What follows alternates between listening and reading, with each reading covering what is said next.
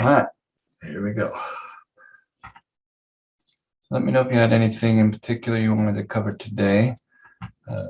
Analia had emailed me earlier about this particular design. Did you still want to cover this, Analia? I'm hoping so.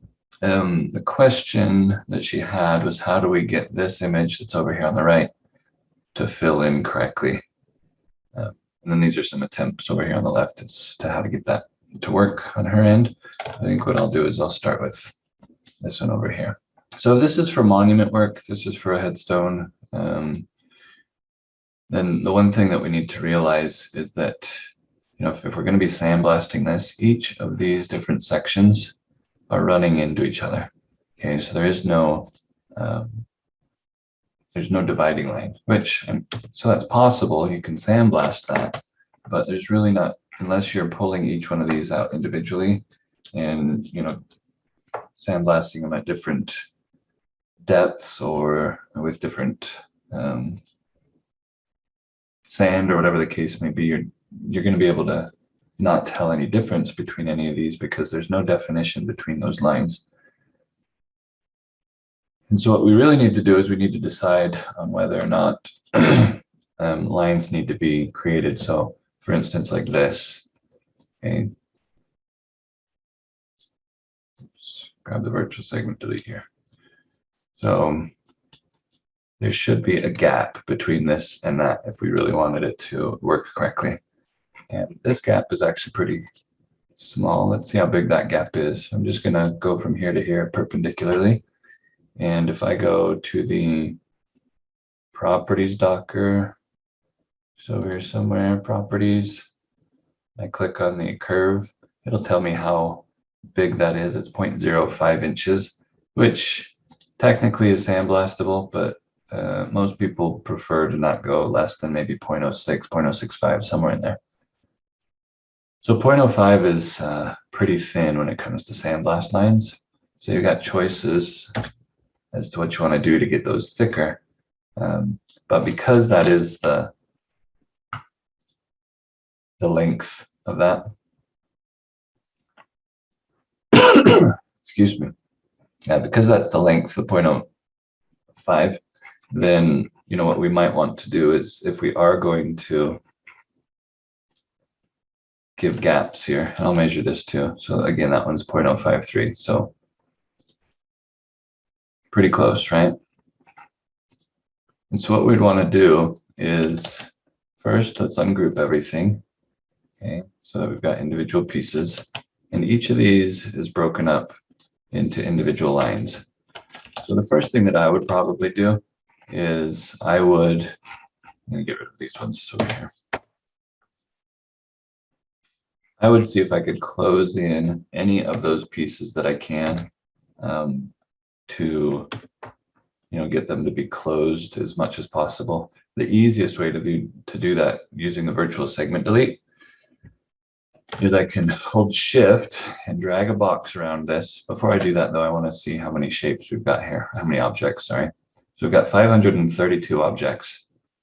If I hold shift and drag around this, that's going to close any of them that are overlapping exactly, any of those nodes that are exactly overlapping. So now we're down to 170 objects.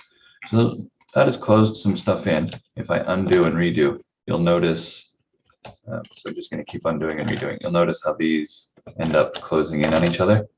Okay. Same thing, just kind of moving around the design. You'll see how those come to a point now because they're closed. So that's closed up a good deal of stuff, but it hasn't closed everything. So if we look over here, for instance, there's still a gap. If we look over here, there's still a gap there. And so in order to close it up a bit further, if we wanted to, what we could do is use join curves. And join curves is going to then give us a gap tolerance. And so it will close up within a certain tolerance. Now 10 inches is going to be too much, I think, because if you can see from the preview here, it's drawing a blue line where it's going to try to close things. And I don't want a line there, I don't want a line there. So I'm going to drop this gap tolerance way down to maybe 1/8 of an inch. And now I'll see a preview of how it's going to close. It's just drawing these little blue lines of how it's going to close. And you can see then, each of those different pieces. Over here, it's not going to close anything up because there's nothing for it to close to. But that's probably about as good as it's going to get. This one here maybe a little bit too big. I don't know, if I pull this back a little bit, you'll see.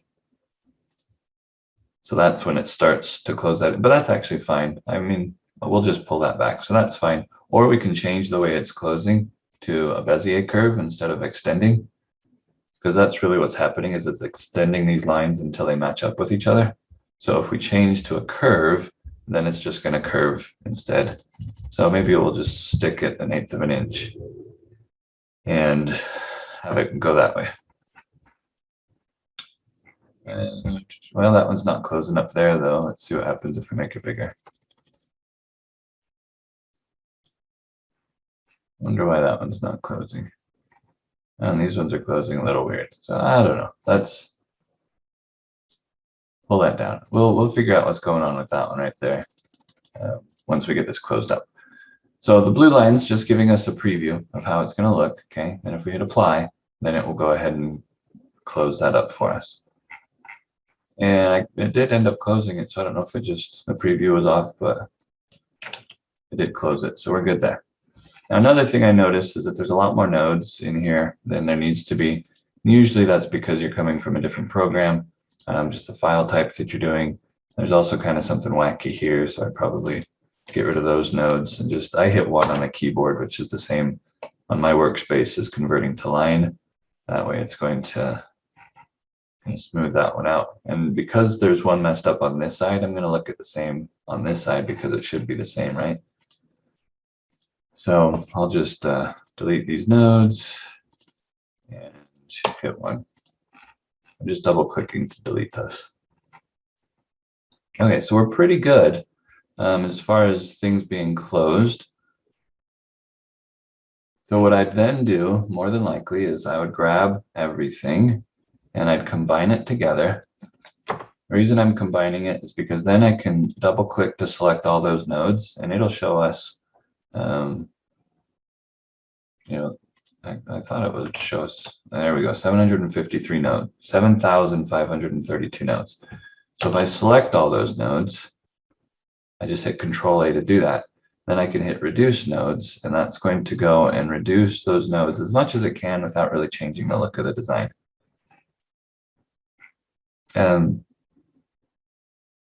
Some of these are still quite a bit choppy, so I might then do a curve smoothness instead, and I start low. So if I start at like 5 and see if that works out, and usually I'll undo and redo a few times to see if it changes that curve too much. If it does change it a little bit more than I'd want, maybe I'll drop it down to 2 or 3 or something. I'll just undo and redo just to see if there's much of a change in that. If I go higher, let's say 10, and as I undo and redo, you'll notice and you'll see how the curves change there. Which again, I mean, it's just a design. It's not anything that needs to be exact, but if I redo it to there, I mean, this doesn't come nearly as symmetrically or clean as when it's back here. So I'm going to stick with this and we'll call that good. Okay, so then the next question is, where do we need to close this up in order to make it work? And there's a couple different ways that we can do it. In order for it to fill, it has to be closed. Okay, so let's just take a look at one of these up here in the corner, for instance. The way that this is drawn, if we pull these nodes back, you'll see that there are those extra lines. And so this is actually going to fill in if I were to try to fill it. Back up here a little bit.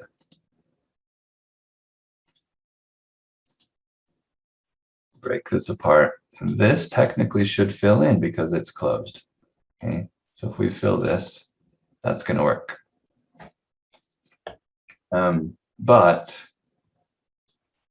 the question is, you know, if this is for monuments, what's going to be the difference between this piece and this piece? And Annalie, if you want to tell me, you know, whether or not it's supposed to look like this or what you want it to look like.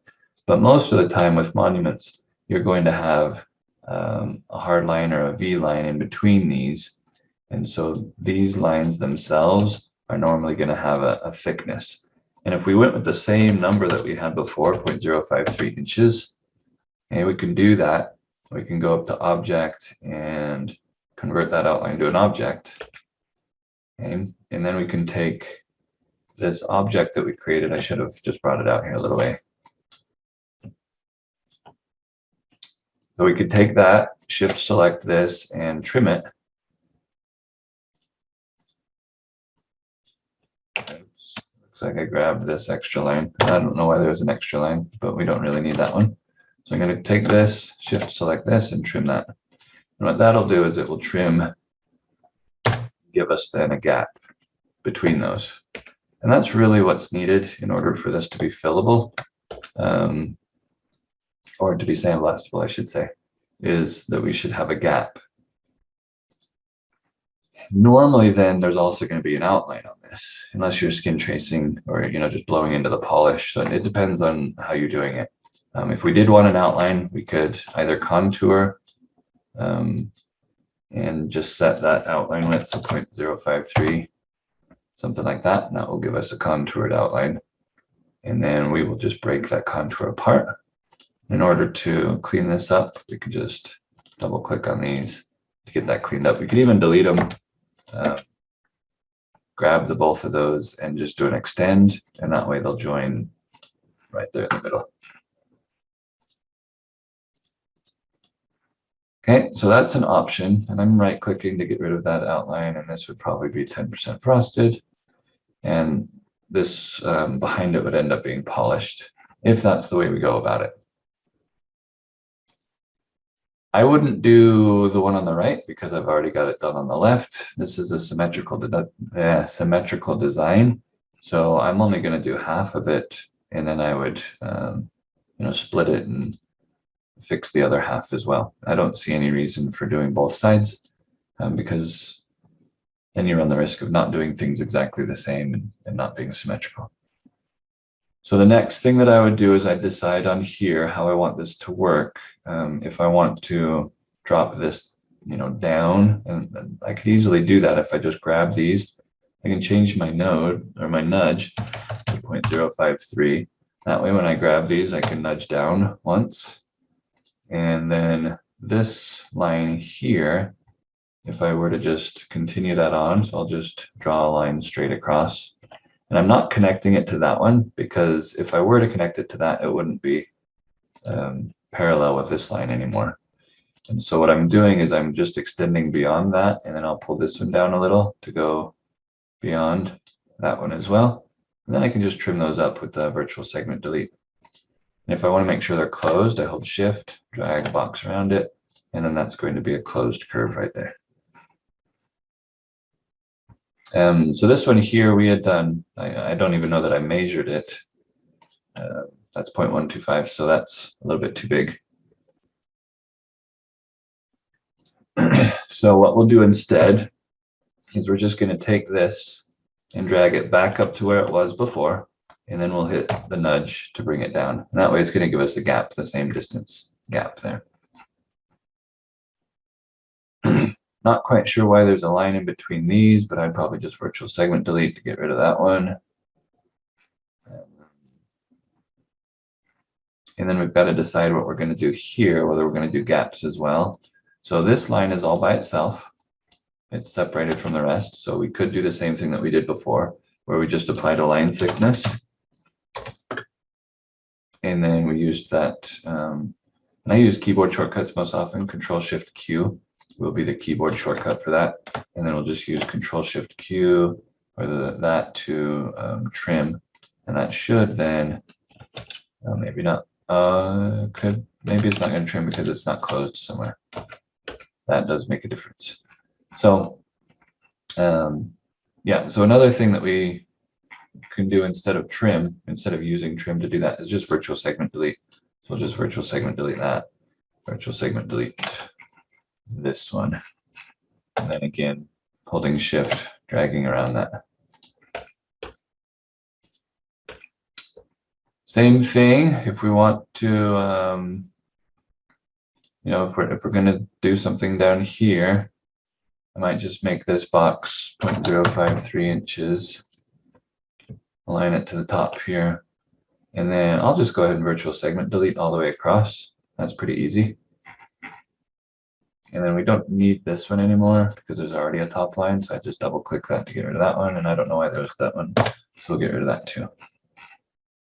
So then that leaves us with this middle line. Again, on that one, I'll probably just apply line thickness, 0.053. Oh, that's points, not what we want, 0.053 inches. And then Control Shift Q to convert that to curves. And then we can virtual segment delete right there. Do the same thing down here. Looks like it didn't go all the way across. That's fine, because what we're going to need to do is we'll just going to draw a line here, move it up. And there are so many different ways that you can draw and, do things like this.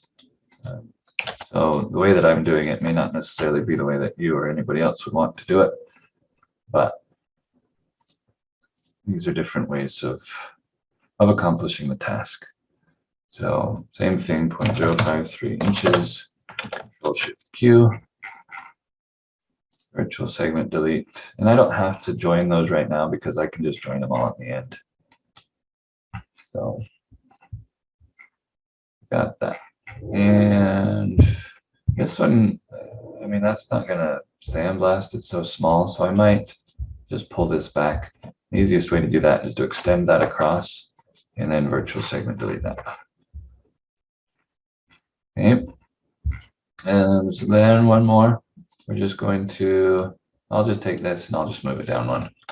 That's fine. Now these, there's a missing line between this one and this one, right?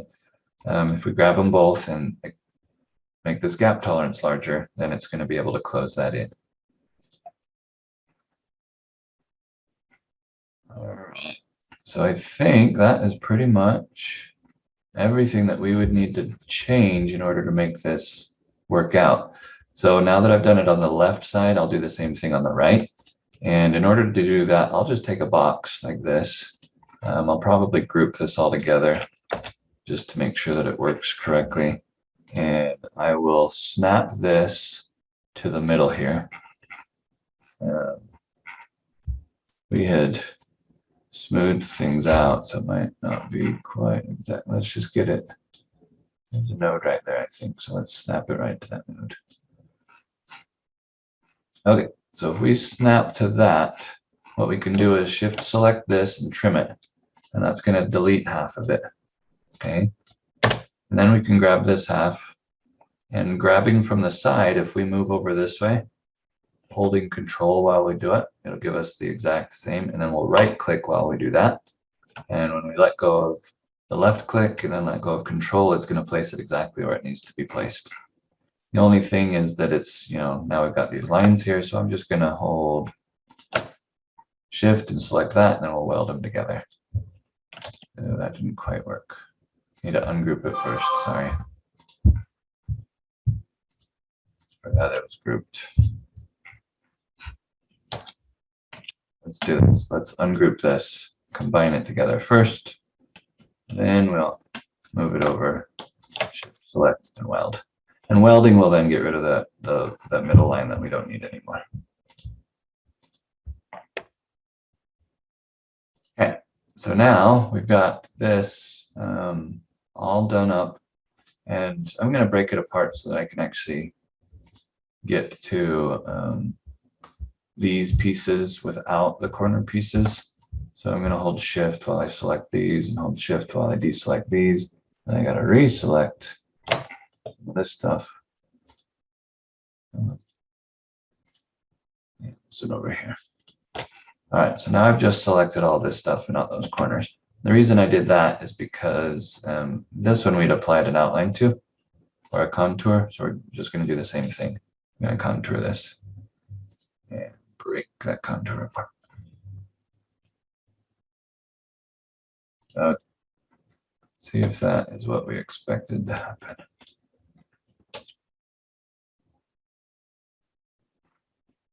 That's about what I expect. But what I'd normally do in this case is I would hit Control K to break it apart. Select just the outline here. And I think, no, that's going to delete too much stuff. So we want to keep that one. We want to keep this one. We want to keep this one. But the rest, we want to delete. That's not true either. We want to keep this one. This one. This one. I'm just trying to get rid of all the stuff that we don't really need. Something like that. Okay. So then if we grab it all and hit fill grayscale, it's going to fill it for us. Oh, wait a minute. Something's wrong. Oh, that's right. We never closed things in, right? Or we never made sure everything was closed. So we'll use virtual segment delete. Again, just holding shift, drag around it all. And another thing we could do is if we made this all black, if we made it all black and then we ran find open shapes, it would find any open shapes for us and it would tell us where they're open. So we're going to look right here. It looks like there's a little teeny tiny shape right there. That's open, and that's what messed this up. So we'll get rid of that. Do the same thing over on this side. Get rid of that. This teeny tiny shape. We'll get rid of that one. So now we'll look again. Anything that's open, it's going to outline in red. So if I outline it, that's why I changed it to black, because it was already red. So now if I do it again, find open shapes, nothing is red, which means it's now everything is closed. So if I hit fill grayscale again, now it's going to fill that in the way that I was expecting. Something like that. However, the 0.05 inches is thinner than what I would want to sandblast. So you got two options. Okay, one is I'm going to group this, and then I'm going to draw a line from here to here. So that's my reference. And then I will shift select this and auto size. And with auto size, I'm going to say, hey, I want this to be 0.09 inches. I don't want to straighten it. It's already the way that I want it. I do want to delete this original line. And I'll hit apply. And what that'll do is it will resize it so that those lines are now 0.09 inches. So it had to go 169.8% larger than what it was. So that's one way of fixing it. But that might not necessarily fit on your stone anymore. So the other way of fixing it, I'll just keep an original to work off of as well. The other way is to combine it all together. Again, we're going to draw a reference line. So from here to here, doesn't matter where our reference line is. Really, we're just looking for somewhere that's consistent as far as the line thickness goes. And since these are straight, that's why I went with that. I wouldn't want to draw my line down here or anything. And this might mess up a little bit because, I mean, if we look at these lines, these are kind of funky. So maybe we'd want to fix those first. Maybe. I'm just deleting nodes. We should delete the same nodes on this side just because we had it symmetrical, right?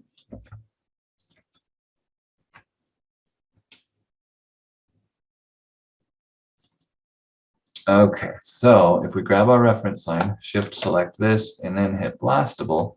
Before I do that, though, I want to see, I'm going to hold control and click on blastable. I just need to see what my number was. 0.09 is what I had, which is good. That's my standard. So I will then hit blastable, and it will go and outline things to make them thicker in order to make that work. The only thing that's not looking very good is this inside rope or ribbon or whatever that thing is. So I think what I'll do is I'll actually take that, break this apart, and I'm going to take these pieces here. And what I'll do is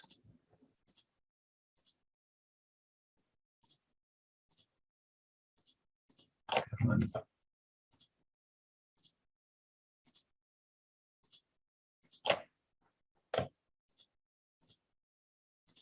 more. Okay, so we got all of those, I believe. If I don't know that I've got it all, I often just move things out of the way. Some people change colors, to see. But I did grab it all, so that's good. So I will again contour this to the outside. And break that contour group apart. And I will combine the contour with this one. Actually, everything should really be combined together now. So that's going to make that look a little different, right, than having it black. But what it's going to let us do is when we, oops, I did not want to combine. I'm going to break apart. Should select this one, recombine. I didn't want to combine that piece because that's our reference for making it thicker. So I'll shift select this, run blastable again, and then it should change then that look a little bit like that.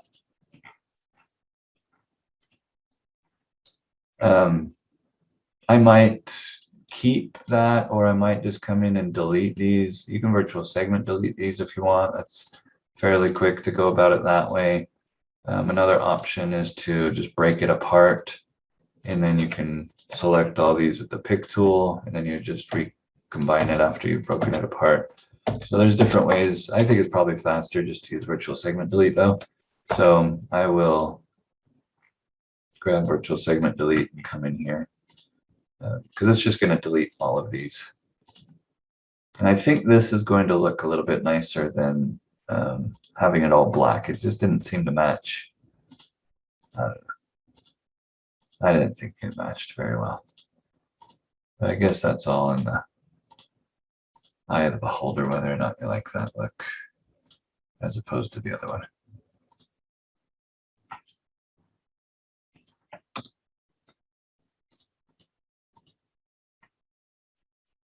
And then this particular piece here, I'd probably knock that out. Knock this out, knock this out, knock this and this and this and this out. And just remember to hit escape to end your knockout, otherwise you're going to be in a heap of trouble.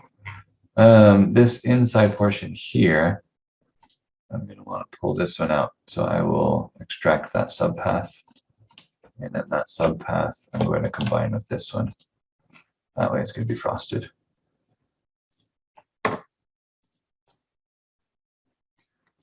So that's what I'd do if I was trying to get this to be a sandblastable design. I'd give it those outlines. Again, you don't necessarily have to give it an outline. I did just because that way if I put it on a stone like this, then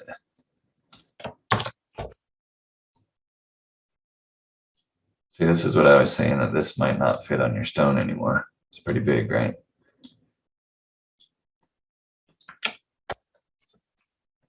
So this way I can, change this color to whatever.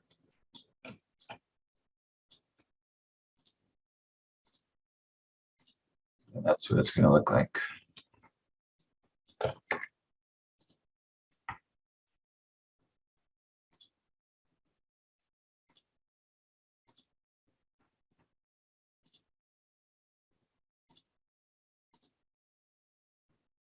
I guess I might also, I didn't think about this, but I might knock these ones out. This is not going to work. I'm just going to show you.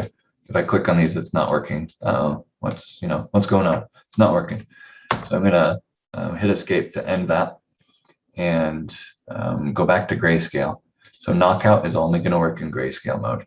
So now I can knock these out because it's looking for grayscales in order for it to work. So it will not work in the mode where it's filled with granite. So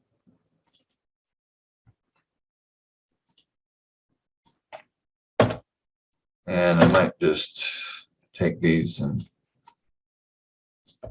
change those a little bit. something like that. Grab these ones. Sometimes, again, I'll delete this, the whole thing, if I want it to really come to a point, and I will grab the join curves again, which was right here, and then I will do an extend, and that way it'll come to an exact point up there at the top, if it wasn't doing that before. All right, well, I'm going to save this now. I'm going to do a save as, just because I don't know if Analia has 2021. I'll save down to 2017 because that's what I normally do if I'm sharing with other people, because that's what I support is 2017. This also is filled, which I don't really want it to be filled. So I will go to grayscale, select everything, hit forget fills. That way it's not going to remember that it never had granite fills in it. And then I'll just save as again. That way when it comes in on her end, it won't try to fill in. But there we go on that one. Okay, so Analia, did that answer your question as to how I would do that? I'm hoping that kind of gets you to where you wanted to be.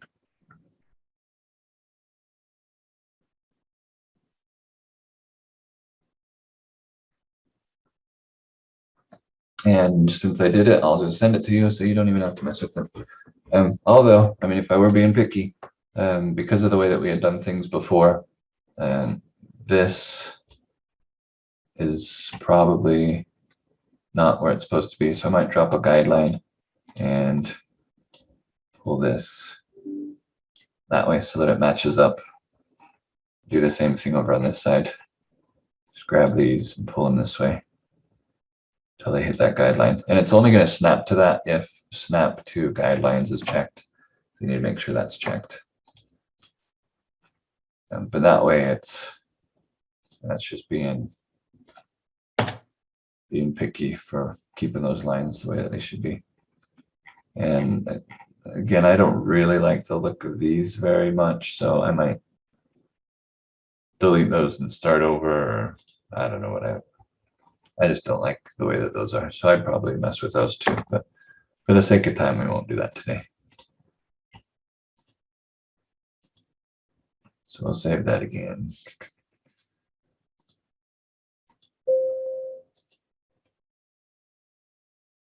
All right.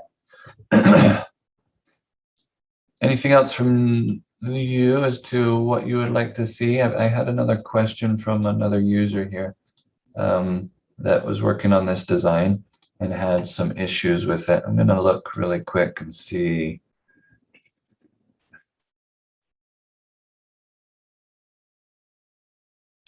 So they had a problem with the stacking order of this design. If you grab, so if he's got these stacked like this, right?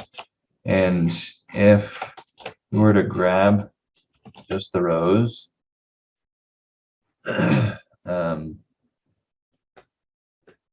his question was how to get this to go behind, and it probably wasn't this particular rows, or maybe it was the daisies behind the roses. Either way, what he's trying to do is figure out how to get these to stack correctly. And the problem was that when he would go to like sending to the back of the layer, which is normally what I would do, I'd use shift page down. It wasn't working for him, and that's because the design had a whole bunch of different layers. Now this one actually has a layer for each individual design, and I was just messing with it to show, you know, that you can have a bazillion layers on here. And so he had a lot of layers, and the reason for that is because the software that it was coming from, or that he had previously used, had layers and used layers. And so what I would do first normally is I would grab everything and I would hold Control and click on the Objects to Layers button. And what that does is it will then merge all of those layers into layer one. And then you can work on it from there. And that way you can grab these and right click and order to the back of the layer or whatever. If you do have multiple layers, you can still do it. You just say order to the back of page, and that way it would move it to the very bottom of the page, which would then move it to a separate layer actually. But that was a question that he had, was how to layer things, or how to move the objects when they are on multiple layers. And that's what my solution is almost always to just do a single layer. And maybe it was this one right here. So like this daisy right here, you wanted the daisy to be in front. Shift the page up. Something like that.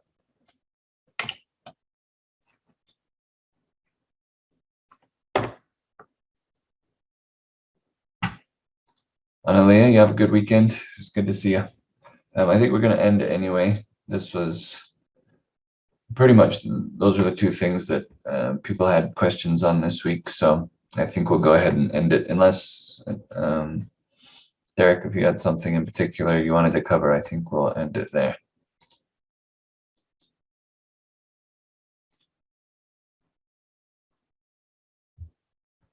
All right. Well, thanks for coming today, guys. So our new time slot, we're going to be 10:30 Mountain Time. We're going to see if that works out. I've got meetings earlier in the days now on Fridays, so hopefully that'll work. Every other Friday, I might be slightly late, but I'm going to do my best to be here right at 10:30. So we will see you next week at 10:30 Mountain Time.